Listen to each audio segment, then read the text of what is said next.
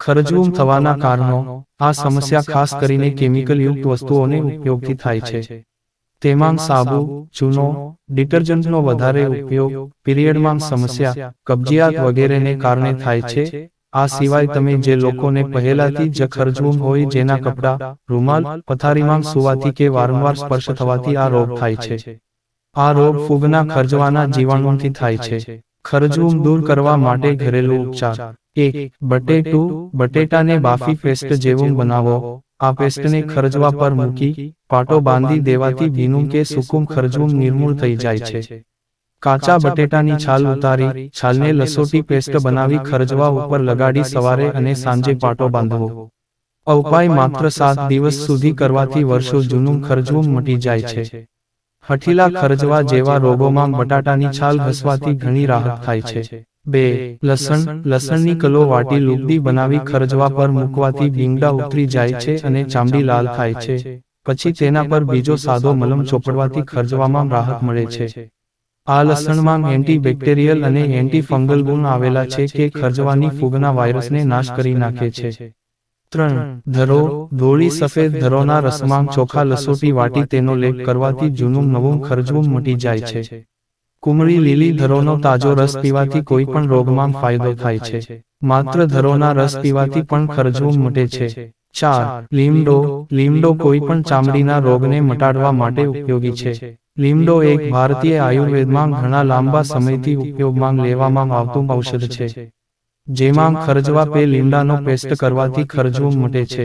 લીમડાનો paste બનાવવા માટે સૌપ્રથમ એક વાટકામાં જેટલા લીમડાના પાન લેવા, ત્યારબાદ તેને ધોઈને સાફ કરવા. તે પાનમાં હવે થોડું પાણી બીજી 3 ચમચી જેટલું નાખી અને તેને વાટીને પેસ્ટ બનાવી લેવો. 5. કપૂર આદિકાળથી એક ઔષધિના રૂપમાં કામ આપે છે. ઋષિ મુનિઓ હવનમાં પણ તેનો પ્રાચીન કાળથી ઉપયોગ કરતા હતા અને હજુ કરાય છે. આ કપૂર ચામડીના રોગો માટે પણ ખૂબ જ ઉપયોગી છે. જૂના વૈદ્યો પણ ચામડીના ખરજવાના રોગમાં કપૂરનો ઉપયોગ કરે છે. આ કપૂરની એક ગોળી લો.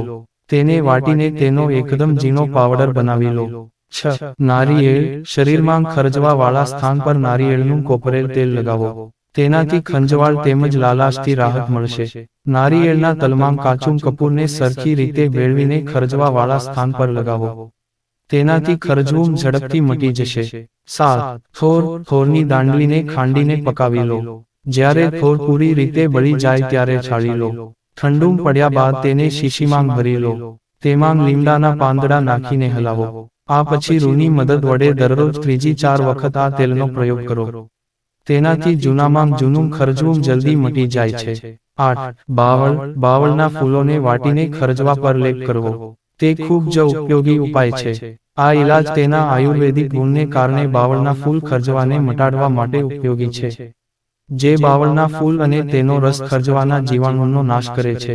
9. ત્રિફળા અને ગળો. ત્રિફળા અને ગળોની છાલને લઈને 2 ગ્લાસ પાણીમાં ઉકાળી લો. તે ઉકળીને અડધું રહી જાય ત્યારે તેમાં એક લીંબુનો રસ ભેળવી દો. તેને દિવસમાં 3 વખત પીવો. 1 મહિના સુધી સતત આ ઉપાય કરવાથી ખરજવાનો રોગ સંપૂર્ણ રીતે મટી જશે. 10. તુલસીના એન્ટી-માઇક્રોબિયલ ગુણો આવેલા હોય છે, જે ચામડીના સંક્રમણથી છુટકારો અપાવી શકે છે. જેમાં તે ખરજવાનો જડમૂળ માંથી નાશ કરે છે. સાથે જે ખંજવાળ અને બળતરાને પણ શાંત કરે છે. તુલસીની ચા પીવાથી ખરજવું મટે છે. તુલસીના પાંદડાનો રસ કાઢીને ખરજવાના સ્થાન પર લગાવવાથી અને થોડા સમય રહ્યા દેવા દીધા બાદ ધોઈ લેવાથી ખરજવું મટે છે. આ ઇલાજ 4 થી 5 દિવસ સુધી કરવાથી પરિણામ મળે છે. 11. એલોવેરા કુવારપાઠું. એલોવેરા પણ એન્ટી-ઇન્ફ્લામેટરી ગુણોથી ભરપૂર છે. તે ખરજવાના ઇલાજમાં ઉપયોગી છે.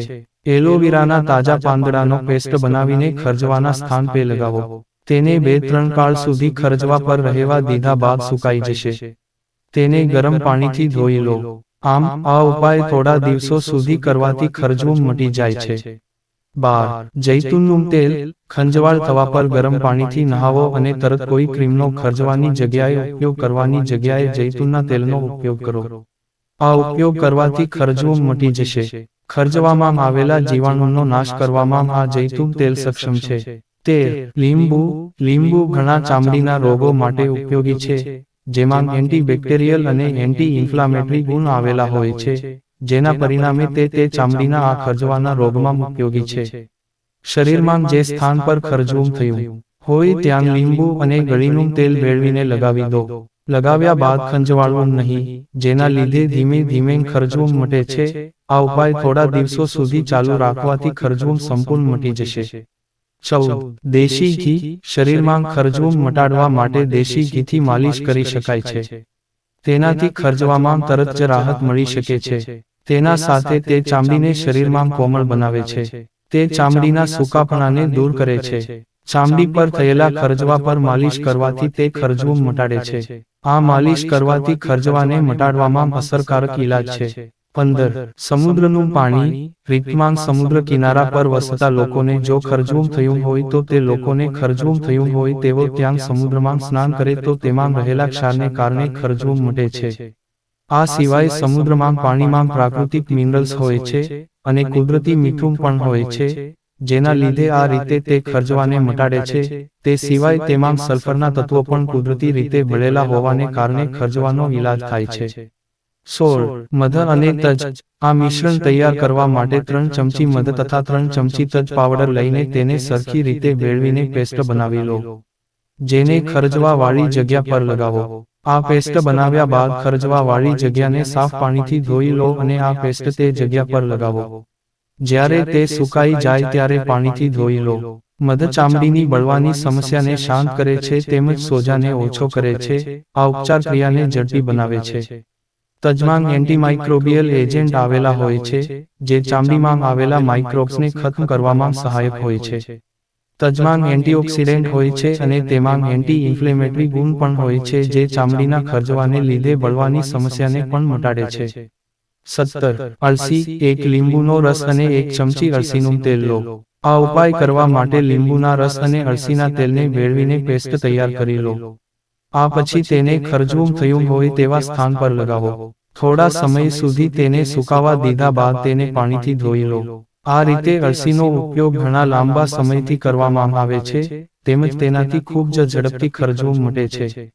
આ સિવાય દરરોજ નિયમિત રીતે અળસીનું સેવન કરવાથી ચામડી સંબંધિત રોગ દૂર રહે છે. 18. હળદર. હળદરમાં એન્ટીબેક્ટેરિયલ ગુણ આવેલા હોય છે, સાથે તેમાં એન્ટી ઇન્ફ્લામેટરી ગુણ હોય છે, જે ખરજવાને મટાડે છે તેમજ તેના સોજા અને પરુમ કે પાણીને પણ દૂર કરે છે. હળદરમાં દૂધ અને ગુલાબજળ ભેળવીને પ્રભાવિત સ્થાન પર લગાવો. 15-20 મિનિટ રાખ્યા બાદ તેને ઠંડા પાણીથી ધોઈ લો. હળદરના ઉપયોગથી ખરજવું મટે છે. 19. જેથી મધના મૂળનું ચૂર્ણ અને જરૂર પ્રમાણે પાણી લો. જેથી મધના મૂળથી બનેલા ચૂર્ણને પાણીમાં મિક્સ કરીને પેસ્ટ બનાવી લો. આ પછી તેનો પેસ્ટ પ્રભાવિત સ્થાન પર લગાવો. જેથીમાં એન્ટીસેપ્ટિક અને એન્ટી ઇન્ફ્લેમેટરી ગુણ હોય છે.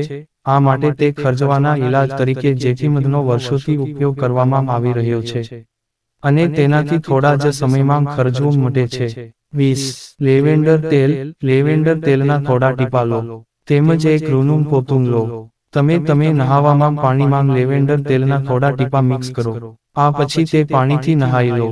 આ સિવાય કપાસના રૂથી મદદથી આ તેલને ખરજવા પર લગાવો. 21.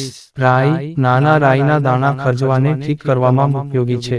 રાઈને 30 મિનિટ સુધી પાણીમાં પલાળીને રાખી દો. પછી તેની પેસ્ટ બનાવીને ખરજવા વાળી જગ્યા પર લગાવી દો. આ રાઈના તેલ અને તેની ફોતરીમાં એન્ટીબાયોટિક તેમજ એન્ટી ફંગલ ગુણ આવેલા હોય છે, જે ખરજવાને મટાડે છે. 22. ખાવાનો સોડા. બેકિંગ સોડા ખરજવા માટે તેમજ ચામડી પર થતી લાલ ફોલ્લીઓને મટાડવા માટે ઘરેલું ઉપાયમાં અજમાવવામાં આવે છે. ખાવાનો સોડામાં એન્ટી ઇન્ફ્લેમેટરી ગુણ હોય છે, જે ખરજવામાં રાહત આપે છે. 3 ચમચી પકવવા સોડા પાવડર અને તેમાં પાણી ઉમેરો અને ખંજવાળ વાળા ભાગમાં લગાવો. આ પછી 10 મિનિટ બાદ ધોઈ લો. આ ઉપાય કરવાથી ખરજવું મટે છે. વિડીયો પસંદ આવ્યો હોય તો અમારા આ પેજને ફોલો કરી લેજો. કોમેન્ટમાં જય શ્રી કૃષ્ણ લખી દેજો. વિડીયો સંપૂર્ણ જોવા બદલ આભાર.